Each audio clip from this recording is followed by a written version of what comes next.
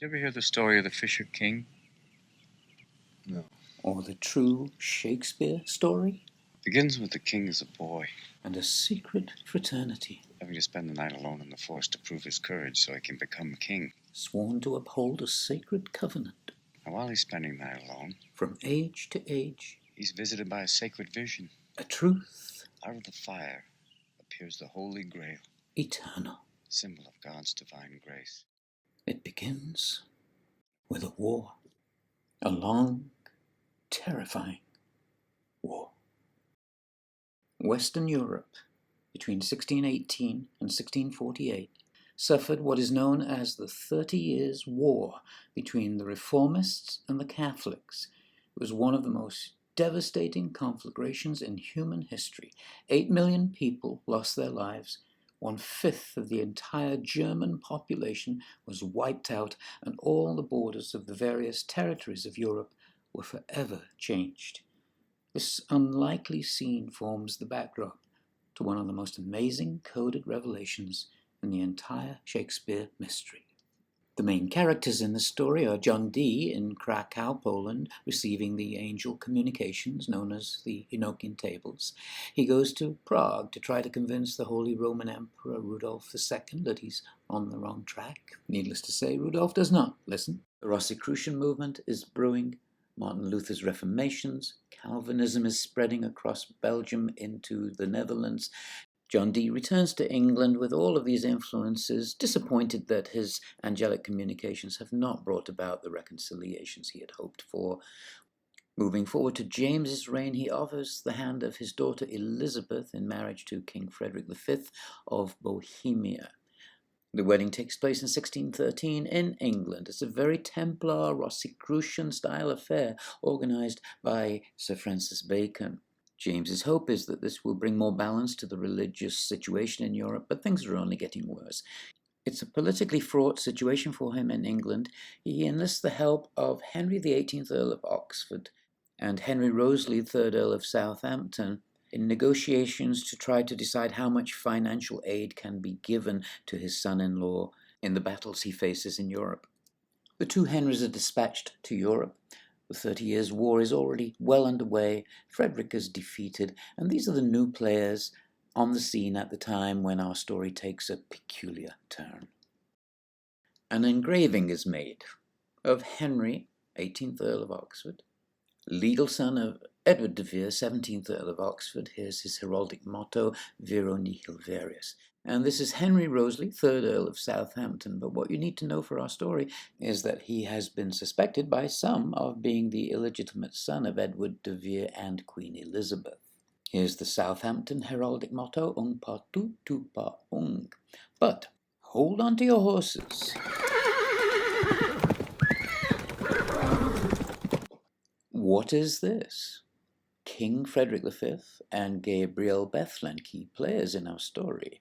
The first is published circa 1619, a well-known print house, but we don't really know who the artist is. The second is published 5 years later by a relatively unknown print house, and again, we don't really know who the artist is. They look almost identical, as though the artist perhaps just cut off the heads of the original engraving and created a new portion to fit it onto the old. That would certainly have saved a lot of time and expense, but it's not what happened. Cross-fading at high resolution shows us that these are absolutely different engravings. Very, very close, but not the same. So who has gone to all this trouble, and why? It turns out there are remarkable similarities in the life stories of the key players in these engravings. Gabriel Bethlen on the right and Henry Wriothesley, who replaced him in the later version. Now, for those of you who want the long, full history of this, I highly advise going to the lengthy versions because that will tell you the whole story. There are similarities on the Henry XVIII Earl side as well. The bottom line, though, is that the two characters in the earlier version were both denied their full kingship. Both reigned for approximately 1 year. One had to abdicate, the other was sidelined. So this tells the story of two genuine kings, both denied their full reign, and two suspected kings, if they are both royalty, denied any reign at all. But it's more than just the coincidence of their parallel stories. There are damning clues hidden in plain sight. I'm going to reduce the size of the Rosalie picture so that the eyes and nose and mouth are in alignment with Gabriel Bethlein's, because obviously the engraving has been made far too big. Now what's interesting is we've seen this device before, haven't we? When something is drawn cartoonishly out of proportion, it focuses our attention on the fact that something is wrong. It's quite simple. We're supposed to investigate. It's the same on Henry VIII Earl's side, and so obviously this is intentional. Clearly this looks far more realistic, so presumably the idea that it was made cartoonish is to draw our attention to it. But let's look at the details on this original. There's a town called Pressburg, there's the Danube River, and here's the name of the artist or publisher, Claes Jans Vischer. But now in the Two Henrys version, the publisher or artist is relatively unknown. The wording has been changed to say, are to be sold by Thomas Jenner. The name of the river Danube has been erased, and the town of Pressburg has become, can it be, De Veer? Not quite. It says Der Veer, but if we cut off the top, it would say Veer, and cut off that R, it would have De Veer. That's not what it says. It says Der Veer, which means in German the, and in Latin truth, the truth. But it's not really a V, is it? You cut off the right part of it, it looks more like a T. Der Teer, which is an anagram of the tree.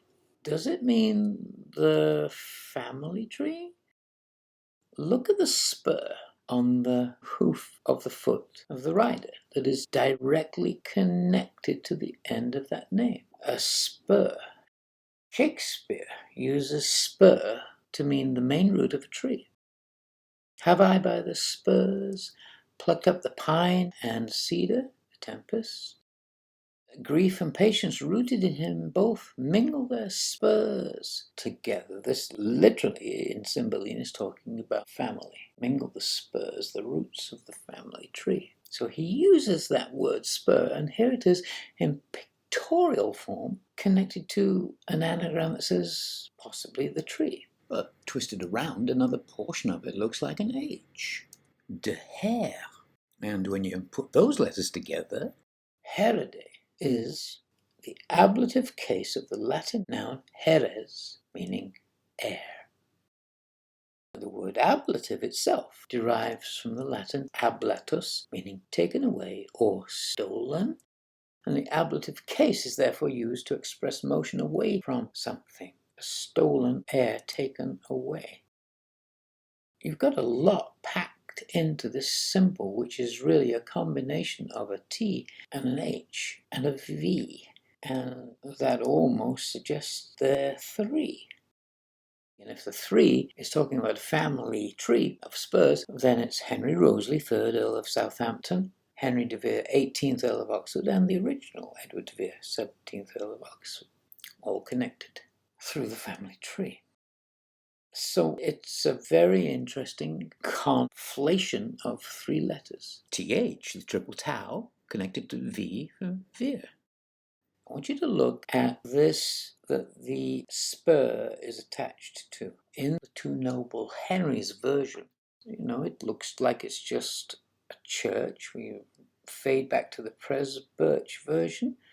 That's a church, right?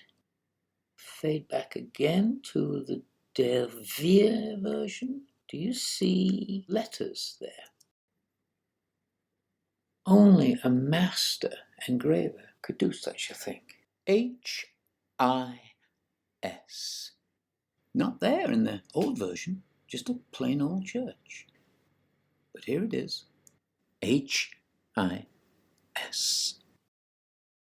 His family tree. The truth, the tree, the three, the spur, the main root of a tree, the heir taken away, his family tree. But the subterfuge goes far, far deeper.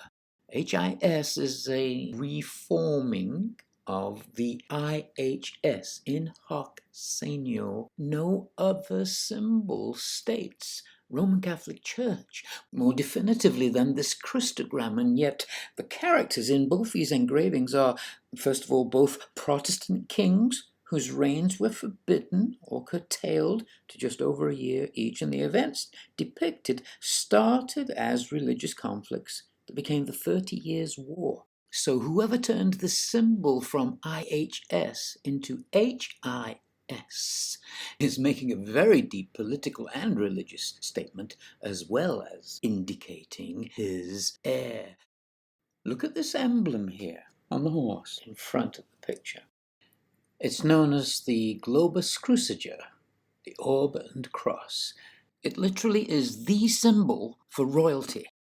Well, if you're going to copy this engraving, imagine the work involved. A new engraving that refers originally to a true king who was forced to abdicate after only a year.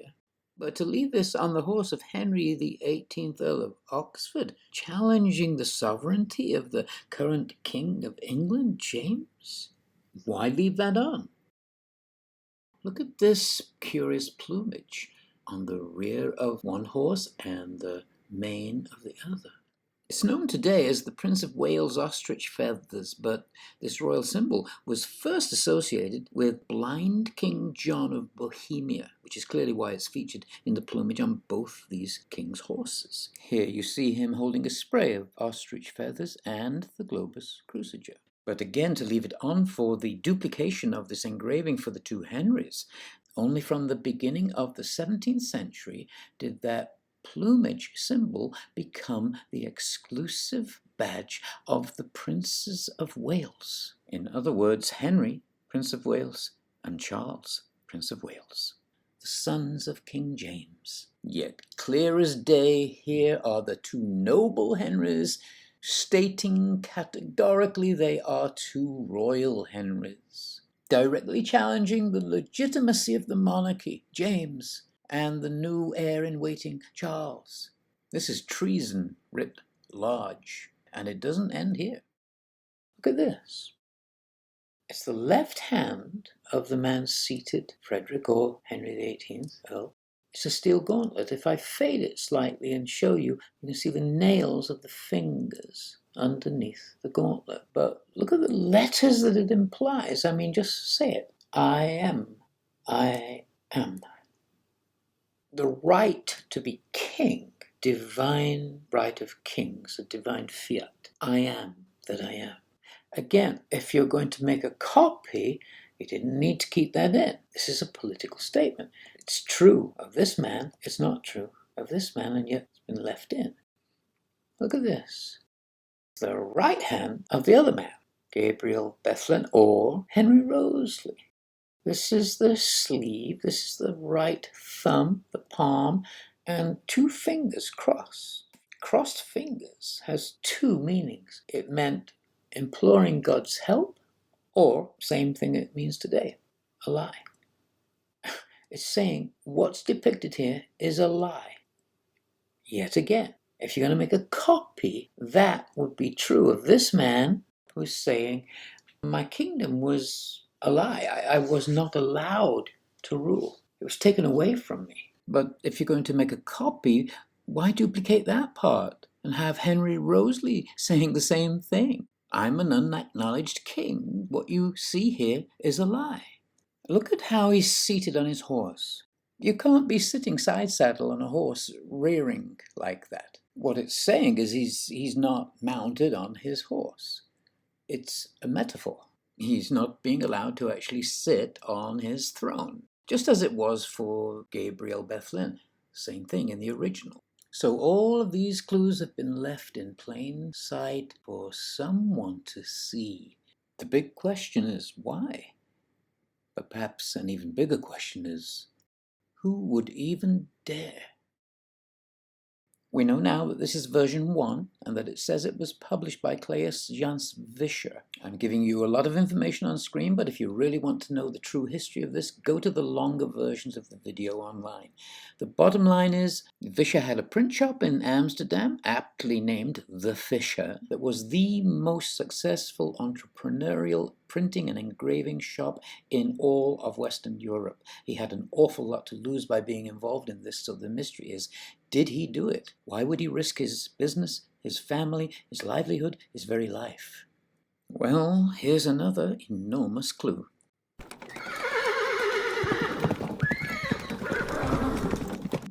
Version 3, or technically version 2, because we can date this to 1621 based on the person who's on the horse that used to be occupied by Bethlem. What's important about this is not really who is on that horse, but the fact that this engraving was done at all, because it is absolutely, undeniably the original plate. We can see clearly by crossfading where the head was chopped off and the writing was changed, but everything else in the entire rest of the engraving stays pristinely, utterly the same. It's the original plate. And this is enormously significant because it proves that Vischer was perfectly willing to repurpose an old masterpiece in order to make a second or a third sale. So why did he not do the same with version 3? Its date of publication has been estimated as circa 1624, but that's based solely on the name Thomas Jenner, a printer-engraver who opened his shop that year in London. But history records Jenner's business thrived for about 30 years. Yet his name is right there on a work of treason at the very start of his career in 1624. Proof positive this was never released publicly. If it had been, James's Star Chamber would have descended on Jenner's shop, hauled him off, and executed him. So clearly Jenner did not do this, yet we're stuck with a huge conundrum. There are multiple connections between Vischer, King Frederick, Henry de Vere, and Rosalie, suggesting they had ample opportunity to coordinate this subterfuge on the continent, away from the prying eyes of King James's Star Chamber. Let's look at King Frederick V. We know his brief reign ended in battle. In 1620, he was forced to abdicate, and he lived the rest of his life in exile in The Hague. What do we know of Henry de Vere? We know in June 1624 he was fighting in the Low Countries. In April 1625, he died of a fever at The Hague. So Henry de Vere and Frederick V are in The Hague together almost a year. Just a day's horse ride, 40 miles away from Vischer's print shop in Amsterdam. Where's Rosalie?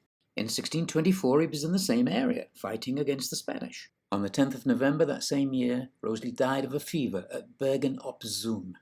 Note that puts him and Henry de Vere and King Frederick V all together in the same area for about 6 months, and he's just 90 miles away from Vischer and Amsterdam. So, all the key players are in the same place at the same time with the opportunity to get together and execute this subterfuge. Clearly, the man to do it would be the one who created the masterpiece in the first place. But is there anything in version 3 that points clearly to the hand of the master who created version 1? What's in a name? Let's find out by comparing what's in this name, Vischer, in the original version 1, with what we can find in the new version 3. Here's the name Thomas Jenner, just lightened up a little bit so we can see it more clearly. Der Veer underneath the horse. Here's the Vero nihil verius of Henry VIII, Earl of Oxford, and the Un partout of Rosalie, and the inscription at the top left-hand corner. I'm going to speed this process up, but for those of you who want to see and hear the whole thing with its full description, go to the longer video online, but essentially one can see quite easily that all of these letters are in the same hand in both engravings. This is perhaps the most convincing of all. The symbols that Vischer has chosen for his own signature and for this special letter that is a combination of T and H and V. Note that in Claes Jans Vischer, the I and the J are interchangeable. He's combined the I of Vischer into the J of a CJV kind of logo. It's really very clever. But look, someone's done the same thing with this. The T and the H is the symbol for the triple tau, and it combines into a trigraph of a T and an H and a V symbol. So we've just seen very convincing evidence that suggests that whoever created version 3 is very likely the same person that created version 1. But that leaves us at the almost inescapable conclusion that Vischer, who was in high esteem and had a lot to lose, must have come to some arrangement that guaranteed this work would never ever come out, for it is treasonous and he could have been executed for it. Presumably Vischer created a second version, a new engraving, so that he could, should all best laid plans of mice and men not come to fruition and it be found, he could at least say, no, this is not me. This is a separate engraving. Look, I've done it before. I've changed this engraving before. To just chop off the heads and put a new one on. Why would I go to this trouble to make an entirely new plate? This cannot be me. Ultimately, I think that's the only thing that would make sense. No matter how much they would assure him, no, this will never be found, he would say, look, this is going to cost you a fortune because I've got to create a new plate, and at the same time you've got to absolutely guarantee me that this is just not going to come out. But if it does, then I'm safe because it's a new plate and I can at least deny plausibly that it was me. But there's more. Because whoever planned this wanted to make sure the message got through loud and clear in many ways.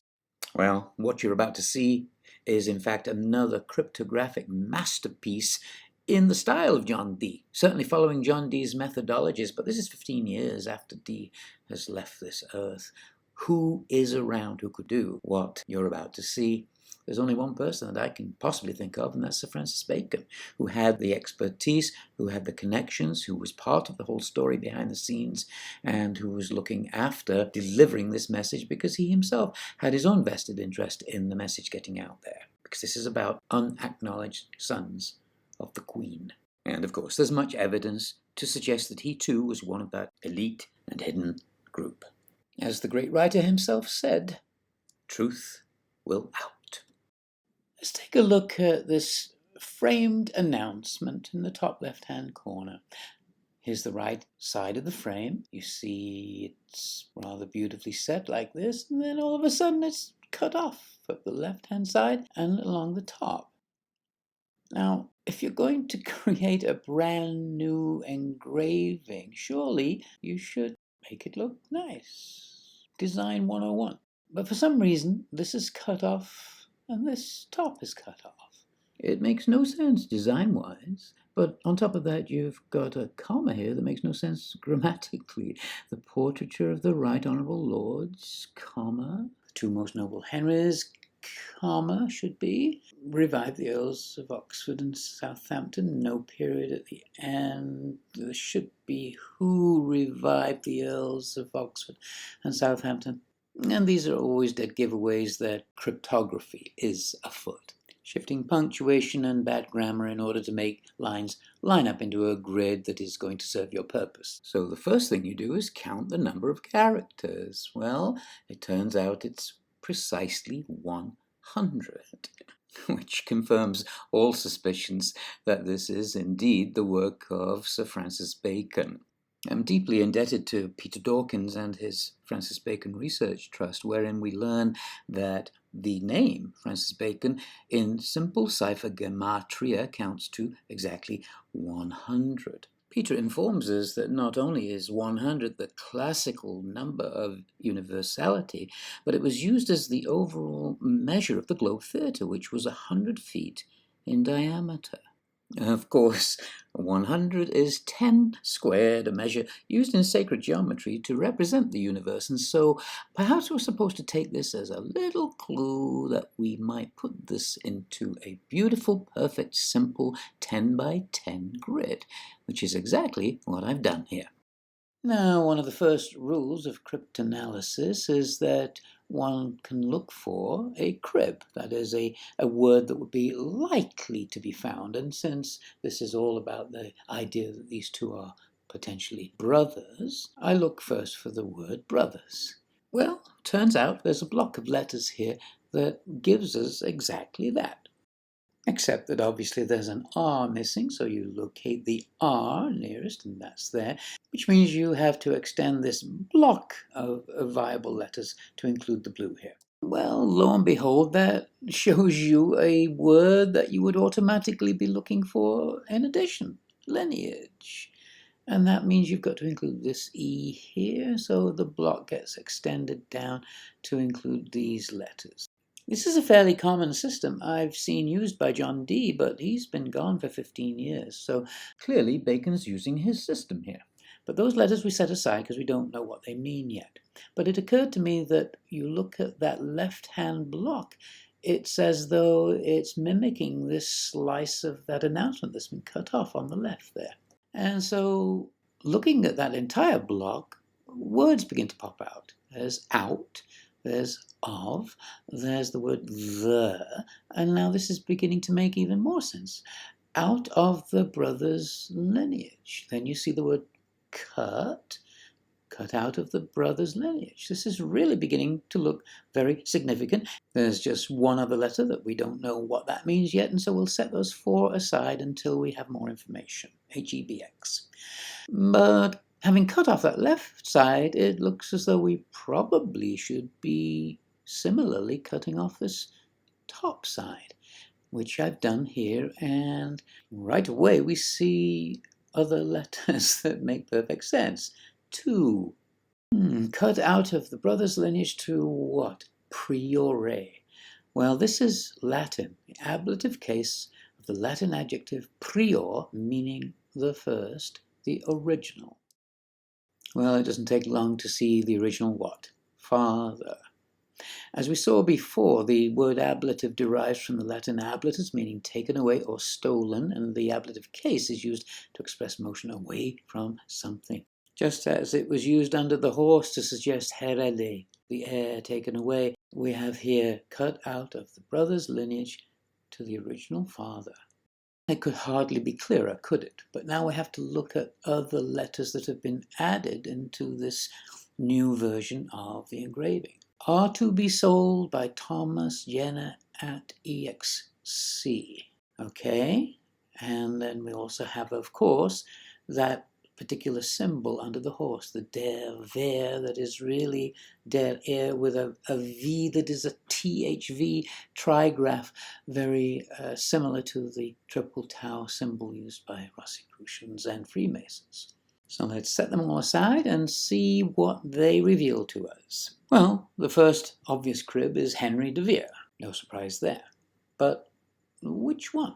If this is telling us anything at all, it's the question concerning, is Henry Roseley a Henry de Vere? Cut out of the brother's lineage to the original father would certainly seem to corroborate that. But we still don't know what HEBX is, and perhaps it's meaning brothers, plural, cut out of the priori father lineage. Well, here's the entire lineage of the de Vere family, starting from Aubrey de Vere all the way down to the 18th Earl Henry de Vere. But is there a gap here? Was there another Henry de Vere, brought up as Henry Roseley? Well, here's where Henry VII would fit in to that timeline. Here's where Henry VIII would fit in. If he was indeed the son of royalty, then he would be Henry IX, and that would be followed by Henry X.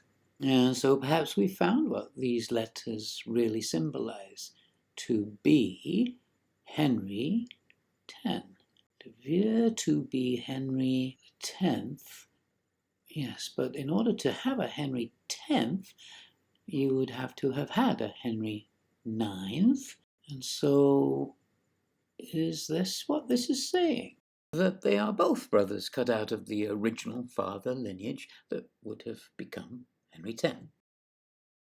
E. de Vere, if he were the one who wrote to be or not to be. Maybe he's saying that is the question. Well, what are the letters that are left? In Latin, is means this or that. Determinative case. This, declarat. This is the active, indicative present case. It means this declares. Oh, even the punctuation fits. This declares Edward de Vere to be or not be Henry X. Brothers cut out of the original father lineage to be Henry X. Well, that works perfectly, and it would be foolish for me at this stage to say, oh, I know exactly what the cryptographer intended, but I can't help wondering if there's an even deeper perfection, because I've seen this so much in John Dee's work and then later in the work of Francis Bacon, who continues on from him in the Rosicrucians.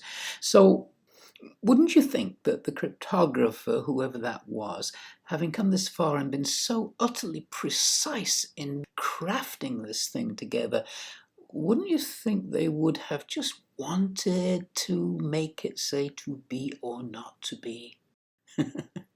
And in which case you're left with this extra B and E, which can only really make sense if it's rearranged in this way. Again, I'm not saying it has to be this. I think it works perfectly well the other way. But if it is this, it does remind me of many other codes that John Dee was involved in, and Bacon also later, that quote biblical passages. So what is Hebrews 10 saying? Remember, someone's gone to a lot of trouble to indicate in this engraving in a poetic way that had the truth been known, Henry Roseley would have been Henry IX, and the 18th Earl would have been Henry X. So let's look at Hebrews 10, verses 9 and 10. 9 says, "He taketh away the first, that he may establish the second." Seen purely from the biblical perspective, Hebrews is New Testament, and what this particular passage is saying is end the Old Testament, start the New.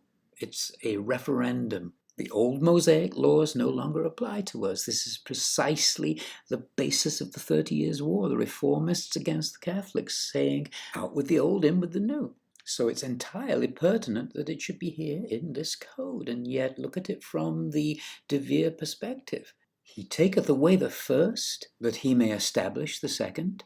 Is this possibly what happened in the cover-up of the Queen's children? The first was taken away, Henry Roseley, that he may establish the second. When Edward de Vere eventually had his own legitimate child in marriage, Henry the 18th Earl of Oxford, was a deal struck that he would at least be recognized, if not as king, given some recognition and preferential treatment for having sacrificed his own legitimate claim to the throne, which would have been true had Edward de Vere been recognized as a son of the Queen and Roseley been recognized similarly. So what does verse 10 say? By the which will we are sanctified. I'm not in any way expecting you to accept this as gospel truth. I'm just putting it forward as an idea. It does happen to gel remarkably with what may have happened during the transition from Elizabeth to the Jacobean reign. But that is really a subject for a whole other presentation because it goes far, far deeper than we have time to go into here. Either interpretation works perfectly. You can choose that which makes most sense to you.